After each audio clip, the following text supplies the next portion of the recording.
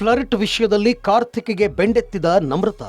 Big boss ಮನೆಯಲ್ಲಿ ಸ್ನೇಹಿತ elimination ನಂತರ ಕಾರ್ತಿಕ್ ಜೊತೆ ನಮ್ರತಾ ಕ್ಲೋಸ್ ಆಗಿದ್ರು. ಆದರೆ ಕಾರ್ತಿಕ್ ಅತಿಯಾದ ಫ್ಲರ್ಟ್ ಗಮನಿಸುವ ನಮ್ರತಾ ಈಗ ಖಡಕ್ ಆಗಿ ಪ್ರಶ್ನೆ ಮಾಡ್ತಾ ಇದ್ದಾರೆ. ನನ್ನ ಮೇಲೆ ಫೀಲಿಂಗ್ಸ್ ಇಲ್ಲ ಅಂದಮೇಲೆ ಮತ್ತ್ಯಾಕೆ ನನ್ನ ಜೊತೆ ಫ್ಲರ್ಟ್ ಮಾಡ್ತೀರಾ ಅಂತ ಕೇಳಿದ್ದಾರೆ.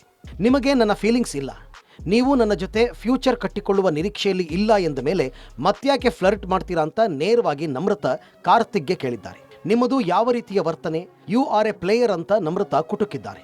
ಸ್ನೇಹಿತ ತುಂಬಾ ಕೇರ್ ಮಾಡ್ತಾ ಇದ್ರು, ಜೆನ್ಯೂನ್ ಇದ್ರು.